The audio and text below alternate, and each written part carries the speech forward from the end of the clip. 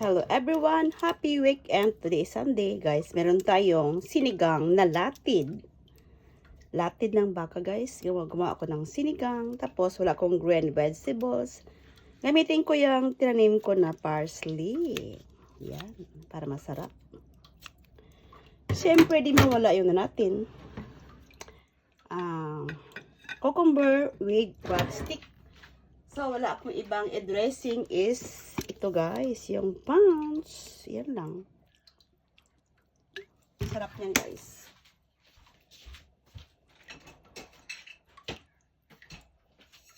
Siyempre, di mawala ang black. Wala lang akong sesame pala. Black at saka itong white sesame. Lagyan natin. Yan. Ito lang natira ko sa white